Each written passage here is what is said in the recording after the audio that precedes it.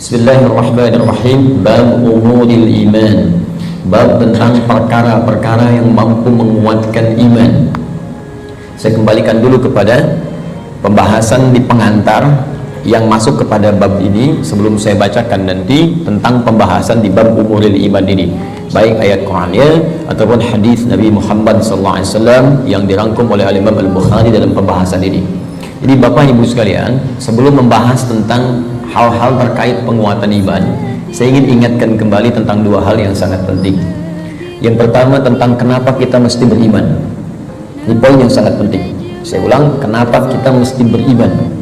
Ya, bukan hanya sekedar fitrah dalam kehidupan, tapi nanti ada 5 hal yang langsung Allah janjikan dalam Al-Quran ketika kita benar-benar menanamkan iman dalam diri kita. Jadi kalau kita mampu beriman dengan benar kepada Allah, maka Allah akan berikan 5 keistimewaan yang tidak akan diberikan selain kepada orang-orang beriman, walaupun mereka hidup dalam kehidupan dunia.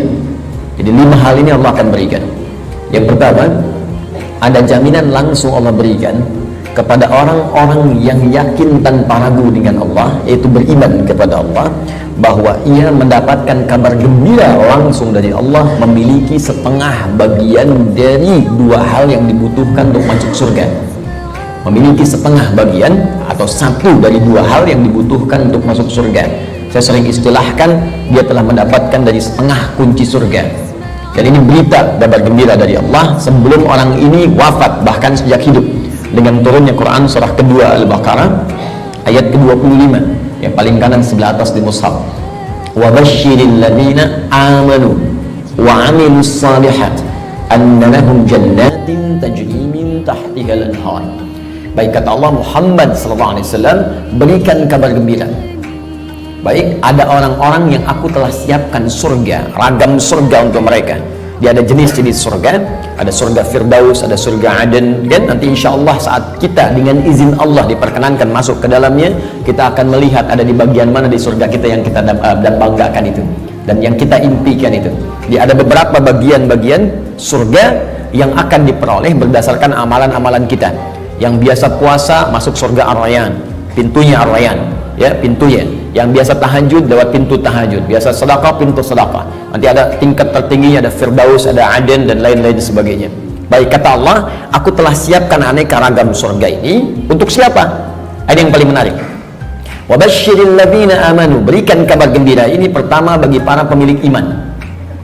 Nah, ini syarat untuk masuk surga itu ada iman. Oke? Ada orang punya, misalnya, mohon maaf ya, sekali lagi saya ilustrasikan, dan Quran tidak akan sama dengan ilustrasi ini. Laisa kamitslihi syai'un. Tidak ada yang sama dengan Allah Subhanahu wa taala. Perhatikan kalimatnya. Misalnya begini, Anda akan datang misalnya ke istana, ya, diundang oleh presiden misalnya, atau penguasa tertentu. Maka orang ini memberi syarat. Anda boleh datang misalnya ke istana dengan catatan menggunakan pakaian yang rapi, spesifikasinya begini, pakai sepatu, jamnya jam sekian. Jelas ya?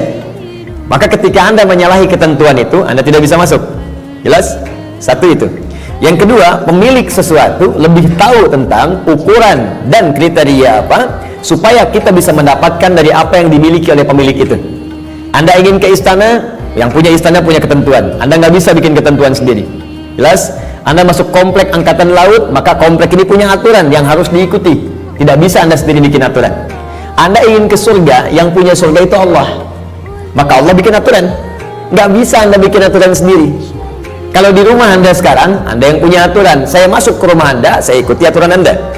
Anda masuk ke rumah Allah, karena masjid rumah Allah, maka ikuti aturan Allah. Masuk ke rumah Anda, ucapkan Assalamualaikum. Masuk ke rumah Allah, kaki kanan masuk, ucapkan doa. Keluar kaki kiri, ucapkan doa. Ada aturannya.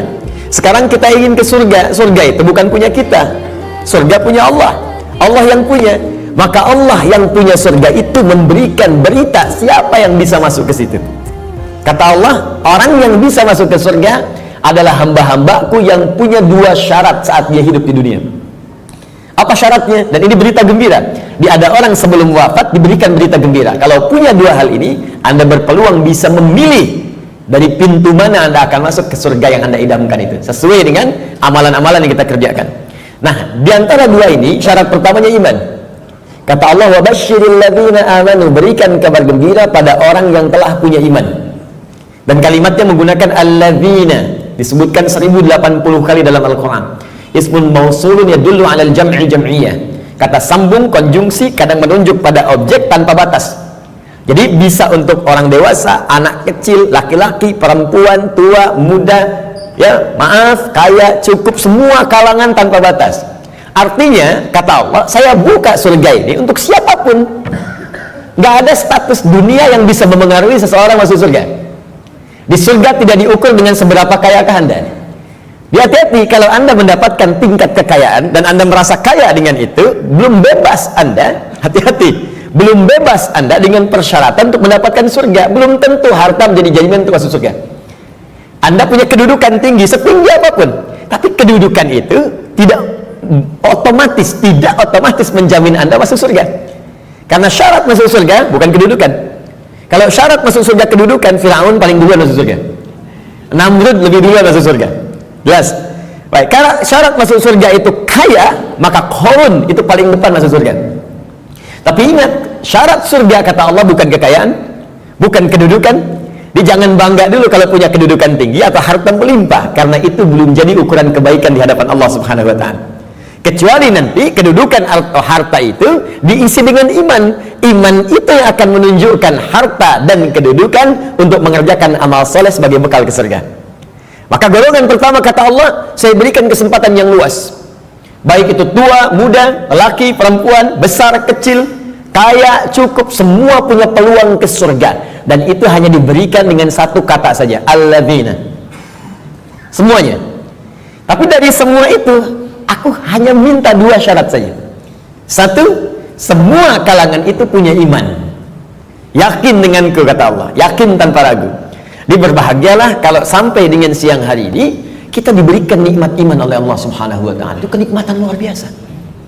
Dan kita mendoakan saudara-saudari kita supaya mendapatkan bagian itu. Karena itu seringkali saya membuka ta'lim dengan berdoa, ya Allah, berikan hidayah kepada saudara-saudari kami, tetangga kami, kerabat kami, teman kami di kantor yang sampai hari ini belum beriman kepadamu, belum mengucapkan syahadat. Berikan kekuatan pada jiwanya untuk bersyahadat sebelum wafat. Alhamdulillah, Anda mungkin tetangga Anda nggak semuanya beriman. Ya, ada yang misalnya A, ada yang B, ada yang C. Tahajud malam dalam sujud minta. Ya Allah, Engkau satukan kami di dunia sebagai tetangga dan pertemukan kami kembali di akhirat ya Allah. Jangan pisahkan kami. Berikan dia hidayah. Doa itu yang tidak diketahui oleh orang yang didoakan, mungkin itu yang lebih cepat menghujam pada jiwanya. Kami di ta'lim di Bekasi itu selalu membiasakan meminta kepada Allah. Ya, setiap malam Jumat kita minta, berusaha. Alhamdulillah, hampir setiap pekan ada yang masuk Islam. Kemarin seorang ibu dengan 3 orang anaknya masuk Islam. Begitu selesai ta'lim, datang lagi 1 orang lagi, diantar oleh suaminya, dia masuk Islam lagi. Masya Allah. Jadi alhamdulillah, kita tidak tahu siapa yang mendapatkan hidayah, tapi kita bisa berdoa kepada Allah untuk memohon untuk memberikan hidayah. Satu. Nah, kemudian yang kedua, ya, wa amilus shalihat, iman dan amal saleh. Di syarat surga itu sesungguhnya kalau diucapkan ringan, iman, amal saleh, iman, amal saleh. Tapi kalau dikerjakan itu yang butuh perjuangan. Dan ini gambaran di Quran itu indah, ya. Ini sekaligus isyarat. Wawunya ma'iyah, Pak, Bu. Ma'iyah itu sesuatu yang bersanding, nempel. Ya. Adi wa Ahmad zahaba ila masjid, misalnya Nurul Bahri. Adi wa Ahmad, Adi dan Ahmad, zahaba, keduanya pergi ila masjid Nurul Bahri, ke masjid Nurul Bahri. Adi dan Ahmad kalau menggunakan wa artinya dempet, nggak pisah, bersamaan, wawunya ma'iyah bareng. Ya, Allah menyampaikan wa basyiril ladzina amanu wa amilus shalihat. Syarat untuk masuk surga itu duanya bersamaan, nggak bisa berdiri salah satu. Ya, satu iman, 2 amal soleh. Nah, kalau kita baca dengan kaidah ilmu nahwu, otomatis keduanya ini akan saling terkait, berkelin dan memengaruhi. Artinya orang yang beriman pasti beramal soleh. Artinya amal soleh itu nggak mungkin muncul kecuali dari iman. Kalau amal semua beramal. Ya, yang belum beriman pun bisa beramal, tapi belum tentu disebut soleh. Ingat, ya, tayyib mungkin, non-muslim bisa mendapatkan tayyib. Ya, khair mungkin, karena baik itu banyak di Quran. Ada khair, awas, ada tayyib, hati-hati. Ada ma'ruf, ada ihsan, ada saleh. 5. Tayyib, kebaikan fisik. Ya, kalau Anda makan yang sehat, yang menyehatkan, yang dibutuhkan, itu thayyib namanya. Itu anjuran di Quran surah kedua ayat 168. Kata Allah, kalau ingin cari makan, tidak semua yang diinginkan mesti dikonsumsi. Cari yang menyehatkan untuk tubuh. Ya ayyuhan nasu kulu mimma fil ardi halalan thayyiba. Hai semua manusia, ini rumus dalam Al-Quran, universal sifatnya. Kalau Anda ingin menyebar di bumi untuk cari makan, silahkan. Kalau sudah dapat dengan cara yang halal, jangan melanggar ketentuan hukum di mana kamu tinggal. Dapat dari situ, berikan yang bermanfaat untuk tubuh. Tidak semua yang diinginkan itu harus dikonsumsi. Yang dibutuhkan itu yang didapatkan. Haus berarti butuh minuman. Yang penting minum. Gak semua yang diinginkan harus kita minum. Alhamdulillah ada air bening, minum ya minum. Jangan menyulitkan diri sendiri pesan sesuatu yang tidak ada. Akhirnya membuang banyak tenaga dan waktu, dan membuang peluang amal baik yang mungkin kita kerjakan seketika. Sudah ada air bening, pengen jusnya, wah Masya Allah buah naga yang dari Hongkong misalnya. nyari, gak ketemu, muter-muter sampai sore. Jam 5 baru dapat. Dari siang sampai jam 5 itu mungkin bisa dipakai apa gitu. Bisa tilawah, bisa baca, bisa berkreasi, macam-macam. Baik, itu thayyib. Karena itu kalau Anda bertanya pada orang Arab, kaif haluk ya akhi, apa kabar? Dia katakan alhamdulillah ana thayyib, artinya dia sehat, kuat. Yang kedua, ada khair, itu sifat baik, sifatnya. Ya, jadi kadang-kadang kan ada yang fisiknya sehat, tapi kan pikirannya nggak bagus. Ya, tampilan bagus, pakai jas, pakai dasi, luar biasa, gitu kan? Tapi pencuri juga, ya, penipu juga. Gitu. Nah, kalau kita ingin rubah menjadi baik sifatnya, maka rubah kalimatnya menjadi khair, ya. Karena ada bang thayyib 2 kali puasa, 2 kali balik nggak pulang-pulang, padahal dia sehat kan? Nah, kalau kita ingin rubah pada sifat, jadikan khair. Quran surah 3 ayat 110. Kuntum khaira ummah. Orang Islam itu pasti sifatnya baik. Kata Allah, kalian umat terbaik. Sifatnya jujur, sabar, tawadu. Ini kalau ada orang itu jujur, orang Islam tuh mesti lebih jujur. Kalau ada orang sabar, orang Islam lebih sabar. Kalau ada orang tawadu, rendah hati, yang muslim itu pasti lebih rendah hati. Cukuplah keislaman kita menjadikan kita baik, punya sifat baik. Ini aneh sebetulnya kalau ada orang Islam nggak baik, itu aneh. Karena semua ajaran di Quran membimbing kita jadi baik, Pak, Bu. Jadi kalau semuka bumi se-Indonesia aja lah muslim, sudahlah, pasti baik. Jadi kalau ada orang Islam berbuat yang tidak baik, pasti ada yang tidak tepat dengan pelajaran keislamannya. Mustahil itu, ya. Mustahil ada orang Islam melakukan bom, ya misalnya, di tempat-tempat yang tidak dibenarkan. Bom bunuh diri, bom ini, bom itu, tembak orang, bunuh orang, tusuk orang, itu mustahil. Ya, Quran sih mengatakan orang yang sengaja merencanakan pembunuhan, apalagi kemudian menyebabkan satu orang beriman meninggal, itu sama dengan pesan kapling di neraka jahanam. Buka Quran surah keempat An-Nisa ayat 92 sampai 93. Wa may yaqtul mu'minan muta'ammida fajaza'uhu jahannam. Maka siapapun yang merencanakan pembunuhan, apalagi pada satu orang korbannya orang beriman, maka balasan yang setimpal untuknya neraka jahanam kalau tidak dia bertobat. Ya, wa ghadiballahu alaihi, Allah murka kepadanya, wa la'anahu, melaknatnya, wa 'adda lahu 'adzaban 'azima, dan dijanjikan di neraka azab yang berlipat lebih daripada orang biasanya, neraka jahanam lagi. Pertanyaan saya, orang beriman mana yang cita-citanya pengen masuk neraka jahanam? Tunjukkan pada saya. Mustahil. Dan bagaimana bisa bertobat kalau saat meledakkan diri itu dia meninggal? Bagaimana bisa tobat? Makanya hati-hati kalau ada ajakan-ajakan tuh lukai orang, tembak orang, bom orang. Saya sering kali sampaikan, dulu pertama bom kejadian, mudah-mudahan tidak pernah terjadi lagi di bumi kita Indonesia ini, insya Allah, ya, jalan Tamrin tuh meledak. Saya di Lampung tuh, orang polos sekali bertanya, Ustaz, apakah bom di jalan Tamrin termasuk jihad? Fisabilillah. Saya bilang, Pak, sependek pengetahuan saya, jihad fisabilillah itu jihad di jalan Allah, bukan di jalan Tamrin. Hati-hati lah, ya. Kita balikan. Jadi satu itu iman, ya. Nah, kaidahnya adalah kemudian kembalikan thayyib, khair. Khair itu baru sifat, jujur itu sifat. Kalau sifat kemudian diaktualisasikan dalam bentuk sikap, maka berubah dari khair jadi ma'ruf namanya. Ma'ruf. Jujur itu sifat, disogok tidak menerima, sikap namanya. Jelas? Jujur itu sifat, diajak korupsi menolak, sikap namanya. Sifatnya khair, sikapnya ma'ruf namanya. Jelas? Karena itu khair dengan ma'ruf seringkali disandingkan dalam Al-Quran. Quran surah ketiga Ali Imran ayat 104. Wal takum minkum ummatun yad'una ilal khair wa ya'muruna bil ma'ruf.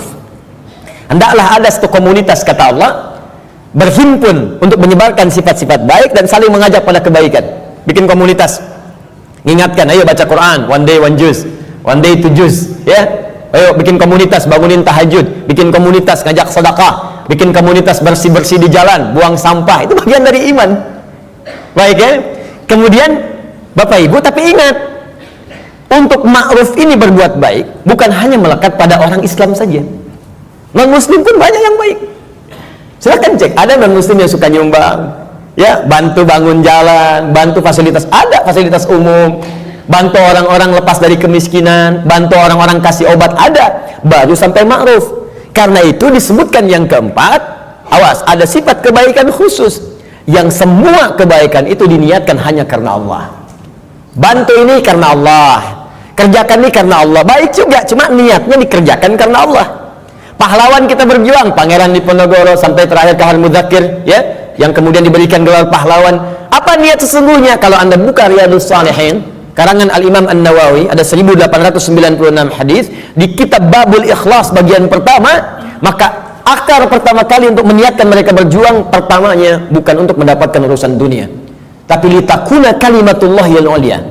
Man qatala litakuna kalimatullahi al-ulya fahuwa fi sabilillah. Niatnya khusus untuk berjihad di jalan Allah Subhanahu wa taala. Berjuang karena Allah, karena Allah, karena Allah. Bantu orang di kemiskinan karena Allah. Bukan karena pekerjaannya, tapi kebaikan itu dikerjakan karena Allah dan merasa diawasi oleh Allah Subhanahu wa taala. Maka yang keempat disebut ihsan namanya. Ihsan. Di hadis Muslim nomor hadis yang ke-8, an ta'budallaha ka'annaka tarah fa illam takun tarahu fa innahu yara. Engkau mengerjakan semua aktivitas yang baik sebagai ibadah karena Allah, seakan-akan diawasi oleh Allah, merasa diawasi walaupun kau tak mampu melihatnya. Itu terjemah yang baiknya. Merasa bekerja karena Allah, makan karena Allah, minum karena Allah, berbuat baik karena Allah, ihsan namanya. Orangnya disebut muhsin. Kalau empat ini dikumpulkan, badan sehat, sifat baik, sikap mulia, dikerjakan karena Allah, thayyib, khair, ma'ruf, ihsan. Empat ini kalau digabungkan menjadi sholih namanya. Sholih. Maka setiap orang tua meminta kepada Allah supaya anaknya jadi saleh. Ibu bermohon, ya Allah, jadikan saya anak soleh. Kata bapaknya, namanya kan Hasan. Bukan Pak, sifatnya saleh. Semua orang tua, saya belum pernah dengar ada orang tua minta, ya Allah jadikan saya anak yang thayyib, khair. Tidak, saleh, sudah fitrah. Dan itu sudah dimohonkan sejak anak dalam kandungan, kata Allah. Sudah fitrah. Itu ada di Quran surah ke-7 ayat 189. Falamma taghasyaha hamalat hamlan khafifa famarrat bih. Falamma athqalat da'awallaha rabbahuma la in ataitana sholiha lanakunanna minasyakirin. Ketika suami istri berhubungan sampai kemudian istrinya mengandung, kandungan ringan sampai dengan berat, tatkala kandungan semakin berat menjelang ke persalinan, kedua orang itu suami dan istri mulai berdoa kepada Allah. Fitrahnya sudah minta, ya Allah, mohon jadikan anak saya nanti saat lahir jadi anak yang saleh. Dengan itu ya Allah kami bersyukur dan akan mengganti semua sakit yang dirasakan oleh istri saya yang sedang mengandung ini. Saleh. Nah, apa yang menyebabkan seseorang soleh? Terkumpul empat ini, kata Allah, kalau iman ada dalam dirinya, maka semua pekerjaan dia akan dituntun menjadi soleh. Pekerjaan disebut amal, disatukan dengan soleh menjadi amal soleh. Di iman seseorang itu otomatis akan menuntun seseorang berbuat amal soleh. Jadi kalau ada orang punya iman gak beramal soleh, dipertanyakan bagaimana kualitas iman dalam dirinya, dipertanyakan. Karena otomatis Pak, Bu, kalau ada iman, kata Allah, itu otomatis membimbing dia, mengantarkan pada amal soleh. Makanya orang punya iman itu sering diingatkan ketika akan berbuat amal yang salah. Gak percaya silahkan Pak, keluar dari sini, coba Bapak iseng-iseng pakai sendal orang lain. Ya, jangan diteruskan, iseng aja, misalnya kan, injak gitu kan. Itu pasti hatinya akan berkata, itu bukan punya kamu. Itu imannya mengingatkan. Kalau iman semakin tinggi, Anda keluar dari masjid aja, kaki kanan keluar, ditarik lagi tuh. Anda akan tarik, karena yang keluar itu kiri, masuk kanan. Ke toilet, masuk kiri, keluar kanan. Tuh. Ya, itu semakin tinggi iman, maka iman itu akan mendorong Anda berbuat amal saleh dari ujung kepala sampai ujung kaki. Makanya saya sering katakan, di dalam Al-Quran, jika kita sudah punya iman, maka semua fungsi tubuh kita akan disebutkan imannya dulu sebelum menyebutkan fungsinya. Mata untuk melihat, sebelum melihat imannya dulu. Turun Quran surah 24 ayat 30 untuk laki-laki. 31 untuk perempuan. Qul mu'minina yaghuddu min absarihim. Untuk perempuan, wa qul mu'minati yaghuddna min absarihinna. Katakan pada pria-pria yang sudah punya iman, imannya dulu. Dan katakan pada perempuan-perempuan yang sudah punya iman, matanya hanya boleh dipakai melihat yang baik-baik saja. Kalau yang dilihat tak baik, maka imannya akan membimbing mata untuk memalingkan ke arah yang lebih baik. Memalingkan pandangan ke arah yang lebih baik disebut dengan ghaddul basar namanya. Anda menatap begini, Masya Allah, tapi yang ditatap istri orang. Maka iman berkata jangan teruskan, palingkan ya. Proyek yang tidak baik gak akan dilihat ya, barang yang bukan milik Anda gak akan dilihat, palingkan. Gambar-gambar yang tak seronok, palingkan. Jelas ya? Nah, itu iman. Silahkan cek semua fungsi tubuh kita, itu umumnya sebelum disebutkan imannya dulu. Lisan, Quran surah 49 ayat 11. Itu sebelum disebutkan fungsi lisan, iman dulu. Ya ayyuhalladzina amanu la yaskhar qaumun qaum. Ayat 12-nya, ya ayyuhalladzina amanu la yaghtab ba'dukum ba'dha. Pokoknya setiap tubuh ini mau bergerak, iman dulu. Ingin memberikan isyarat agar iman itu memiliki fungsinya untuk mengerjakan amal soleh. Kenapa diminta beramal soleh? Supaya masuk surga, itu Pak. Dan supaya kita nggak capek, diberikan setengahnya oleh Allah, tinggal setengah lagi. Jadi sebetulnya Allah ingin hambanya itu masuk. Cuman karena hikmah kehidupan menjadikan kita mesti berikhtiar, saking baiknya Allah dikasih setengah. Ayo setengah diambil. Bahkan setengah ini diberikan dalam kandungan. Cuman sayang, fa'abawahu yuhawidani aw yunasrani aw yumajjisani. Lahirnya kan fitrah, ada iman dalam dirinya, makanya dia mencari Tuhan. Cuman sayang, lingkungan yang merubah dia menjauh dari Allah. Ada yang pengaruh ini, ada yang pengaruh itu, lingkungan, karena TV, karena tinggal di tempat tertentu, karena pasangan. Ya, Masya Allah, tega meninggalkan cinta Allah hanya untuk cinta dunia. Tega meninggalkan cinta Allah hanya untuk cinta manusia. Padahal manusia itu mati, Allah selalu hidup. Ya, bayangkan. Ya, mencintai sesuatu yang gak ada itu kan semu sifatnya. Anda mencintai barang, barangnya rusak. Ketika barangnya rusak, bagaimana cintanya bisa bertahan? Cinta manusia tidak abadi. Kalau ingin abadi, bawa dia sampai mendapatkan ridha Allah, sampai ke surga, baru abadi. Tapi kalau Anda mengeluarkan diri Anda dari surga, bagaimana bisa abadi? Ya, aku mencintaimu dengan syarat engkau pindah agama. Begitu pindah, meninggal. Cinta nggak dapat, surga cuma mimpi. Ya, Pak? Jelas ya? Baik, jadi teman-teman sekalian, bagian pertama, ketika Allah meminta kita beriman, sesungguhnya dengan iman itu Allah ingin memberikan garansi kepada kita bahwa Anda hamba yang terlindungi, dengan izin Allah bisa mendapatkan surga jika iman itu kita gunakan untuk menenun amal saleh. Jelas? Kalau amal saja tidak ada iman, maka tidak menjadi saleh. Maka orang yang belum beriman beramal baik, amalnya tidak disebut amal saleh, amal saja, amal khair. Gak pernah disebut saleh dalam istilah Al-Quran. Jelas ya? Nanti ketika dia berbuat baik dibalas di dunia, cuman karena kaidah surga itu ada iman, dan iman itu nggak ada, maka di akhirat tidak diberikan balasannya. Keadilan Allah menjadikan balasan itu diberikan di dunia. Karena investasi amalan itu bukan untuk akhirat, dunia. Karena niatnya dunia, dikasih dunia. Kalau untuk akhirat, diberikan juga akhirat bagiannya. Turunlah Quran surah ke-25 ayat 23. Nanti kalau ada non-muslim bertanya, di mana keadilan Allah Tuhanmu itu? Jadi kalau ada orang nggak beriman berbuat baik nggak masuk surga.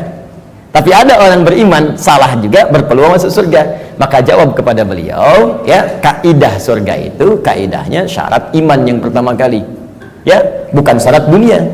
Maka ingin masuk surga ada persyaratan. Anda masuk kampus ada persyaratan, masuk surga pun ada persyaratan. Anda lulus di satu hal tapi nggak lulus di yang lainnya, nggak bisa masuk kampus. Anda lulus satu hal nggak lulus yang lainnya, ya sulit masuk surga.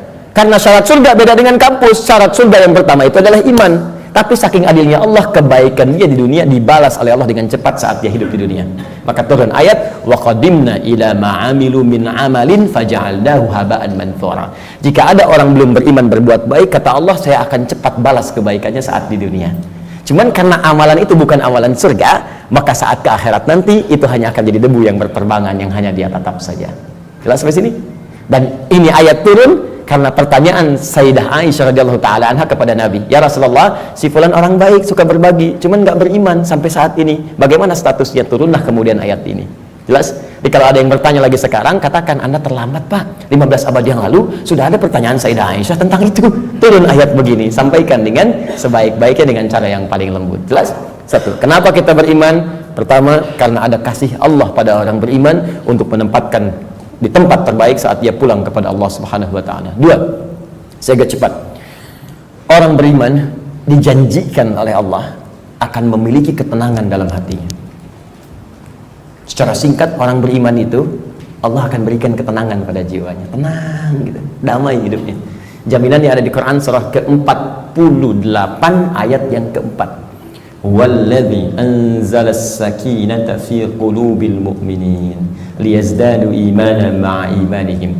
Dialah Allah yang akan menanamkan ketenangan pada jiwa orang-orang beriman supaya dia yakin dengan keimanannya.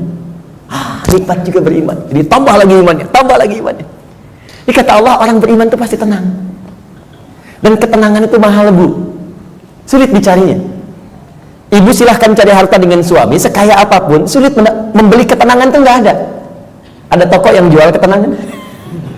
Nggak ada. Dan mahal. Kalau nggak percaya begini, Bu ya, saya berikan pilihan, tapi ibu bapak jangan pilih yang ketiga ya, terutama ibu. Ya, jangan pilih yang ketiga. Kaya tapi gelisah atau miskin tapi tenang. Ayo. Nggak ada pilihan ketiga dan nggak usah maksa. Kaya tapi gelisah atau miskin tapi tenang, pilih mana? Tuh. Oke? Banyak orang kaya tapi nggak tenang, ada yang bunuh diri, ada yang tembak diri sendiri, ada yang lompat ke depan rel kereta, ada yang saking kayanya bingung, kayaknya nanam cabai, bikin kangkung, metikin cabai, metikin tomat. Terus Anda ngapain kalau cuma numpukin harta buat metikin tomat? Petani kita nggak kaya-kaya amat bisa metikin tomat juga. Coba lihat, Anda bayangkan. Jadi tidak selalu Bapak Ibu sekalian kekayaan itu bisa berkonotasi seimbang, equal bisa dengan ketenangan, belum tentu.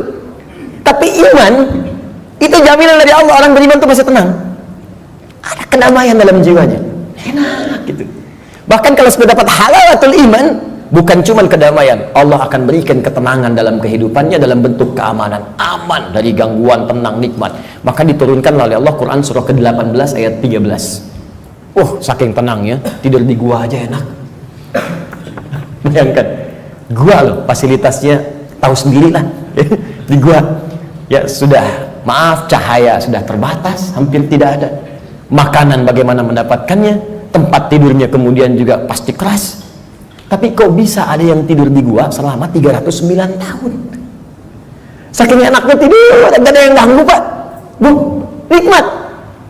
Ya, yang memberikan nikmatnya Allah, dari kanan kiri, matahari diatur oleh Allah, terbit di sini, terbenam di sini, selalu tersinari di dalamnya. Sehat-sehat aja, bangun 309 tahun, Anda bayangkan. Ya, ada orang sekaya-kayanya baru 3 menit udah bangun lagi, pling, telepon muncul. Di pejabat memang bagus, kedudukan tinggi, tapi setiap 3 detik kerja ini, kerja itu. Baru tidur sebentar, bangun lagi, Pak ada kejadian begini, bangun. Ini 309 tahun tidur cuma di gua. Fasilitas hampir nggak ada, tapi jaminan itu ada. Maka di ayat 13 di surat Al-Kahf, surat 2, ya, nahnu naqussu 'alaika naba'ahum bil haqq innahum fityatun, belum selesai, amanu bi rabbihim wazidnahum huda. Kata Allah, kami akan kisahkan pada Anda tentang kisah yang sebenar-benarnya, tanpa dikurangi, tanpa ditambahkan, sebenarnya hak. Jadi ada sidqun, ada hak. Kalau sidqun, mayahtamilu sidqa wal kadzib, kadang benar, kadang tidak. Tapi kalau hak pasti benar, nggak bisa ditolak. Matahari terbit di timur, terbenam di barat, hak. Karena itu semua yang hak sumbernya hanya kepada Allah. Al-haqqu mir rabbika fala takunanna minal mumtarin. Al-Baqarah 149. Al-haq. Nah, sekarang kembalikan. Kata Allah, kami akan kisahkan pada Anda kisah yang sebenar-benarnya. Ya, tanpa kamuflase, tanpa rekayasa. Innahum fityatun, kisah tentang para pemuda yang berlindung di gua. Diberikan oleh Allah keamanan, dikejar-kejar, bukan sekedar dipersekusi, bukan sekedar diintimidasi, ya maaf, bisa dieksekusi. Berlindungnya di gua, tapi nikmat sekali di gua itu, bisa tidur enak, nyaman, makan juga kenyang, langsung diisikan di perutnya, tidur bolak-balik, gak ada yang ganggu. 309 tahun Anda bayangkan. Salatu mi'atin wazdada tis'a, 309 tahun. Siapa mereka? Innahum fityatun, sungguh mereka itu para pemuda, tapi bukan pemuda biasa. Ada sesuatu yang melekat pada dirinya, amanu, yang sangat beriman kepada Allah. Pesan ayat ini, ya kata para pakar Al-Quran, sesungguhnya ingin memberikan pesan pada generasi mendatang. Jadi ada kaidah di tafsir itu begini, kalau nggak disebutkan siapa orangnya, kapan kejadiannya, maka pesan yang berlaku di ayat itu akan berulang kemudian di masa-masa yang akan datang dengan konteks yang berbeda. Anda sekalipun tinggal di rumah yang sempit, terbatas sifatnya, keadaannya tidak seperti yang lain-lain. RS7, ruangan sangat sempit sekali sehingga selonjoran saja susah, gitu kan? Susah. Ya. Tapi kalau ada iman dalam jiwa kita, itu bisa nikmat saja. Dibandingkan tinggal di tempat yang mewah, luas, tapi iman nggak ada, kegelisahan itu muncul. Jadi orang beriman itu nggak akan disekat oleh dunia. Tinggal di kontrakan, nikmat. Di rumah yang luas, nikmat. Jadi kaya, nikmat. Cukup hidup juga nikmat. Nikmat aja. Ya, pokoknya beriman itu indah, nikmat itu. Jadi kalau kita beriman sampai saat ini dan tidak menikmati kehidupan kita, dipertanyakan ada apa yang salah dengan iman kita? Kata Allah, beriman itu nikmat, tenang hati. Ini kok rumah mewah, mobil banyak, gitu kan? Ya lihat mendung aja sedikit udah bikin status. Mendung ya, kayak suasana hatiku. Apa yang mau dicari? Ya, coba lihat. Sekali-kali saya tuh jarang berinteraksi dengan media sosial. Cuman kalau udah lihat, saya lihat nih, ada teman-teman official lihat misalnya, saya suka kadang-kadang suka nggak betah ngelihat ini. Ini orang kenapa hidupnya? Dikit-dikit ngeluh gitu kan? Maunya apa? Ya belum musim hujan minta hujan, dikasih hujan minta jangan hujan. Maunya apa gitu? Ya, kenapa kita nikmati aja? Iman itu indah, iman, wah masya Allah. Kasih hujan, alhamdulillah, banjir pakai berenang. Jadi solusi. Jadi itu teman-teman sekalian ya. Selanjutnya ada jaminan Allah yang selanjutnya ya, orang beriman pasti bahagia kata Allah dan cenderung sukses. Tidak cukup dengan amin, nanti kita belajar dulu. Turun Quran surah ke-23 ayat 1. Qad aflahal mu'minun. Qad aflahal mu'minun. Orang beriman itu dijamin oleh Allah. Saya artikan dijamin karena kalimatnya menggunakan qad, harfu tahqiq, huruf jaminan. Qad, harfu tahqiq, huruf jaminan. Qad aflahal mu'minun. Orang beriman pasti menggenggam kebahagiaan dan kesuksesan. Aflah itu dari kata falah. Kalau di bahasa Inggris, di kamus bahasa Inggris itu diartikan success and happiness. Sukses dan bahagia. Ya, digenggam. Kalau digenggam menjadi aflah namanya, aflah. Kata Allah, orang beriman itu pasti menggenggam kesuksesan dan kebahagiaan. Pasti tergenggam dalam diri. Cukuplah dengan beriman akan bahagia. Cukup dengan beriman sukses dalam pekerjaan yang kita kemudian lakukan. Walaupun barangkali level kesuksesan itu dalam pandangan orang bisa beda-beda. Bagi si A, manajer itu bagian kesuksesan hidupnya. Yang lain levelnya direktur, yang lain komisaris. Pokoknya levelnya bisa berbeda, tapi sukses. Silahkan cek semua sahabat Nabi, di semua bidangnya sukses dan bahagia. Ali bin Abi Thalib dengan pengajar, cita-citanya menjadi pengajar dan menikmati itu, walaupun kekayaan secara kekayaannya, ya sifat materinya mungkin terbatas, tapi beliau merasakan kebahagiaan dan merasakan kesuksesan dengan itu. Abdurrahman bin Auf kaya luar biasa, sampai kapaknya terbuat dari emas. Abdurrahman bin Auf dan menikmati itu dan bahagia juga, bahkan terjamin surga. Ada di lisan Nabi. Utsman demikian, Abu Bakar demikian. Anda bayangkan, dari yang pengusaha, diplomat, birokrat, pengajar, dosen, ada semua, perawat, ada semua levelnya dan bahagia beriman, padahal sebelumnya jahiliyah. Bayangkan, perusak, kriminal, macam-macam, tiba-tiba turun iman, diambil iman itu dengan bimbingan Al-Quran dan petunjuk Nabi lewat sunnahnya, dipraktekkan, itu udah bahagia hidupnya. Coba cek. Jadi sebetulnya yang bahagia itu ungkapannya sederhana. Bahagia itu sederhana ketika iman tertanam dalam jiwa. Kalau dunia relatif, bahagia itu sederhana, cukup dengan secangkir kopi. Bagi tukang kopi, tukang teh tidak, ya kan? Bagi yang minum teh, yang minum kopi tidak. Nah, jadi teman-teman sekalian, iman. Nah sekarang maksud saya begini, kita ingin evaluasi.